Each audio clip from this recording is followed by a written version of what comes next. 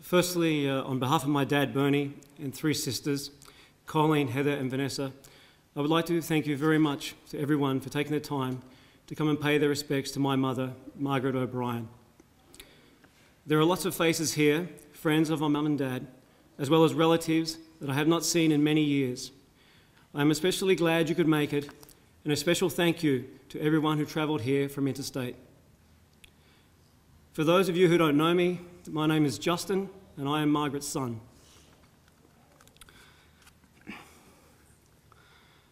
Last Wednesday morning at 7 a.m, my father telephoned me in Los Angeles. I knew by the hour of the call, even before we spoke, that something was wrong with Mum. It was Vanessa who telephoned almost exactly 24 hours later to say that Mum had passed away. Ness relayed to me how there was a constant stream of visitors to my mum's bedside during that last 24 hours. Not to say goodbye, but to talk to her and to let my mum know they were there.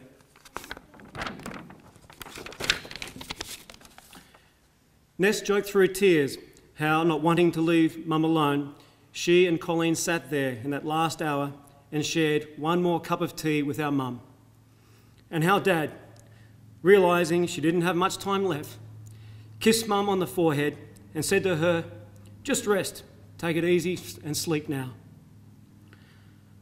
My mum and Dad's wedding was April Fool's Day 1960. They were married for more than half a century. My mum never confirmed how she met my father, but according to Bernie's version of events, told many years ago, my dad, 19 years old at the time, was driving through Canberra on his way to pick up a date when he saw my then 16-year-old mother walking along the footpath along the road.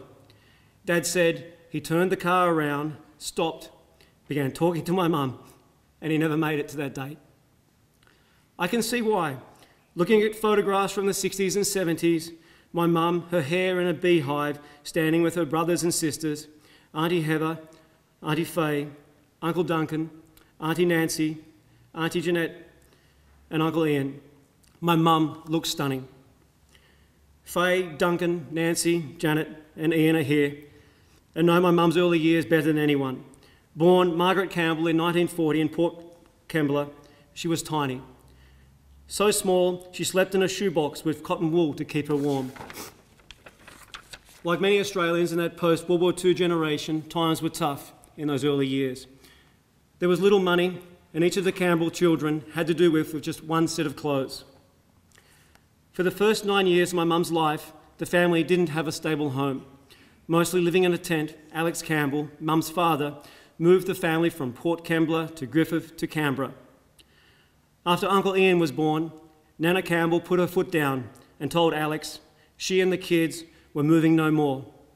Faced with the ultimatum, Mum's father chose to hit the road. Nana Campbell was now a single mum with 7 kids. She created a stable home for her family in Westlake, a suburb now submerged below Lake Burley-Griffin. Nana worked long hours in 2 jobs, one as a cleaner at the old MLC Tower in Civic, and the other as a tea lady at the New Zealand High Commission on Commonwealth Avenue in Yarralumla. It was my mum's job to take care of her younger brother Ian, as well as sisters Nancy and Janet, while Nana Campbell went to work. When Mum spoke of those early years, she talked about the fun times and days spent at the beach with Uncle Duncan at Port Kembla. Mum loved going to the beach. It was a love my sisters and I got to know at Christmas time, when she would insist to Dad that we rent a house and spend a week at the coast. Mum and Dad were living with Nana Campbell in 1960 when Colleen was born. 6 months later, Dad bought a house in a new subdivision on Anthill Street in Downer. Colleen remembers the regular trips to visit Auntie Faye in O'Connor and the daily car rides to see Nana Campbell in Ainslie. It was almost as if they still lived with Nana. In 1961, Heather came into the world. There were now 4 in the O'Brien family, which filled the rooms in the Anthill Street home. Downer was a fun place to grow up for my older sisters.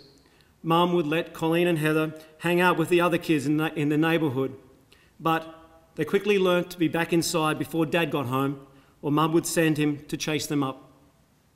Mum loved fashion, and David Jones was her favourite store.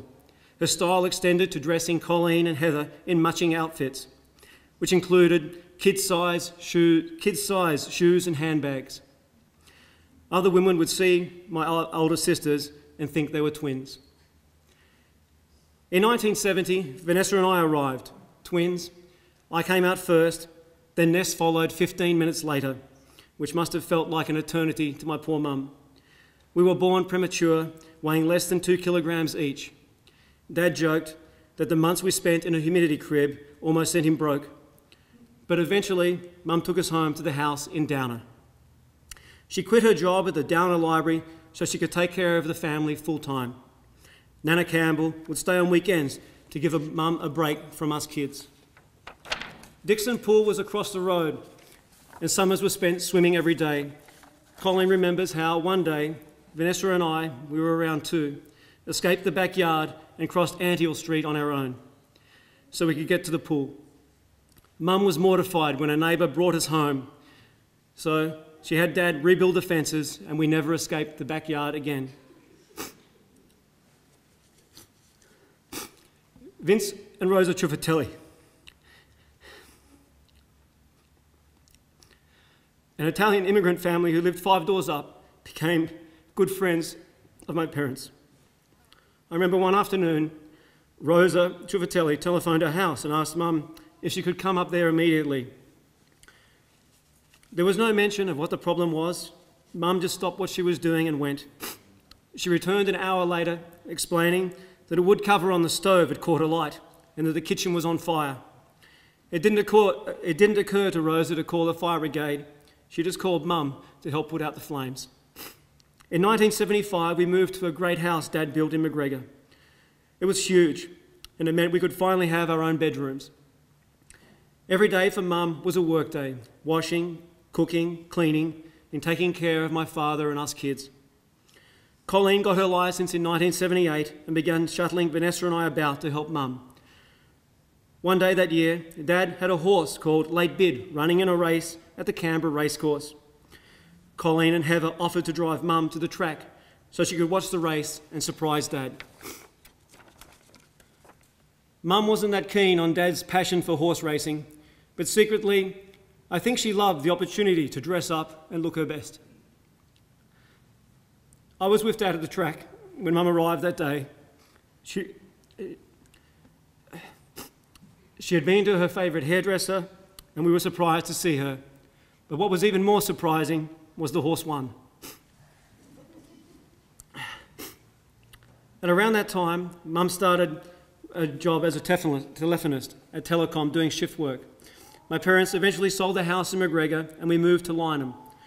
Although she worked long hours, she was always there for Vanessa and I. She took us to school and in the afternoons had an ice-covered bun with a cup of tea ready for us when we got home. When I began to reflect on Dad's life, when I began to reflect on Mum's life, I immediately thought of Dad. Dad was the one you always did things with, like planting hundreds of Christmas trees in the middle of winter, or going to an auction and standing there for hours. But it was Mum who was always there, waiting for you when you got home. I especially look forward to the weekends when she baked strawberries and cream sponge cake. Occasionally, the sponge would flop or sink, but it didn't matter because it still tasted great. Every Sunday, the whole family would come together for Mum's baked roast lamb dinner. Any leftovers were put in the fridge, and there was a race with Dad the next day to see who could get to them first.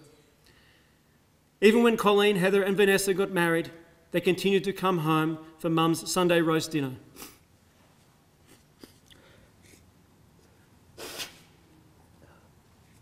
Excuse me. If you needed a couple of dollars, Mum was always there too. In college, every morning she opened her purse and gave Vanessa and I her small change.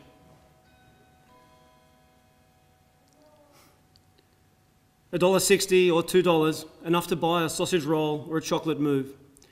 Mum never questioned how we spent the money. I would often use mine to buy a girl I wanted to date lunch, while I think Vanessa saved hers and bought a packet of cigarettes. Anything we ever needed, Mum made sure we didn't go without.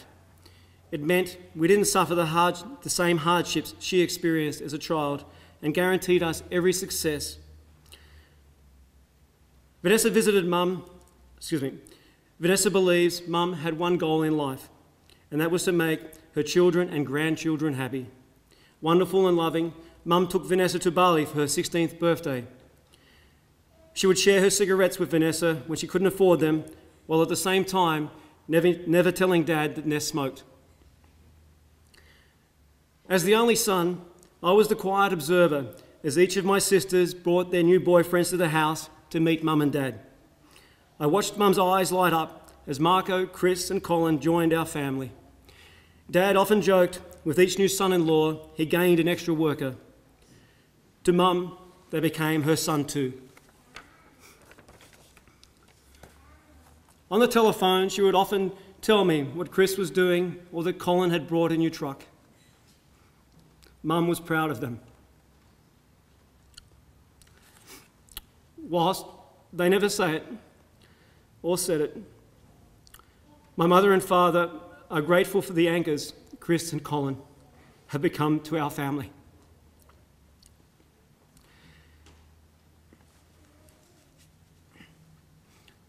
In 1989, Mum became a grandmother for the first time when Colleen gave birth to Daniel. Her first granddaughter, Michelle, arrived 2 years later. One of Heather's fondest memories of Mum was that family came first. Whether it was being there for Nana Campbell or her grandchildren, Mum was always available. Heather says Mum rarely missed a school activity Ben or Scotty were in. She enjoyed taking them to the movies or to the swimming pool during school holidays. When they moved to and she never minded playing taxi driver. She would pick them up from primary school, and then when they moved to high school, Grandma's taxi service continued. While a welcome, it became a source of embarrassment for the boys. She would stop her car with its bright, pink, fluffy seat covers in front of their schoolmates and wait patiently for Ben and Scotty to climb in. Pink was my mum's favourite colour.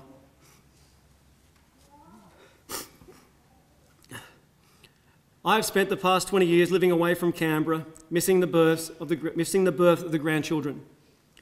It was Mum who would call to say Heather had a boy or Vanessa is pregnant. As Colleen and Heather's children grew, Mum focused her attention to helping Ness. Maddie and Darcy loved it when Grandma picked them up from school because they knew there would always be a detour on the way home to buy lollies or a sweet.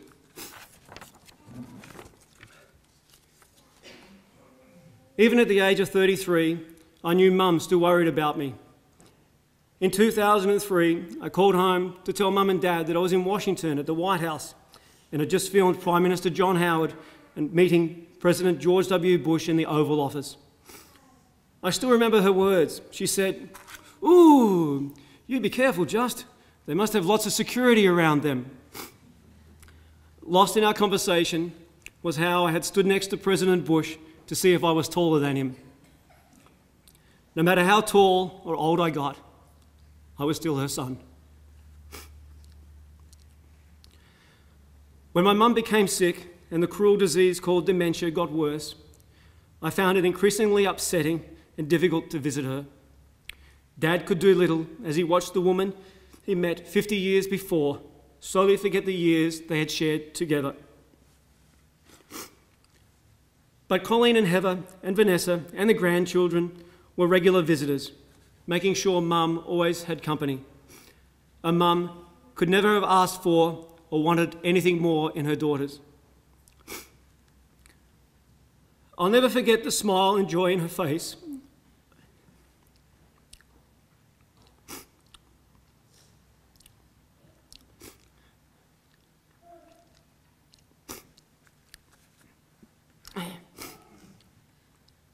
I'll never forget the joy and the smile on her face when I saw her for the last time. It was in April. We sat on a couch and had a photograph taken with Vanessa's children, Maddie, Darcy and Abby. She loved to see the grandchildren, and although she was frail, you could tell Mum was happy. I credit this happiness partly to the care given to her by the nurses and staff at the Warrigal Care Lodge in Goulburn. My family is forever grateful to you all for the dignity and care that you afforded my mother.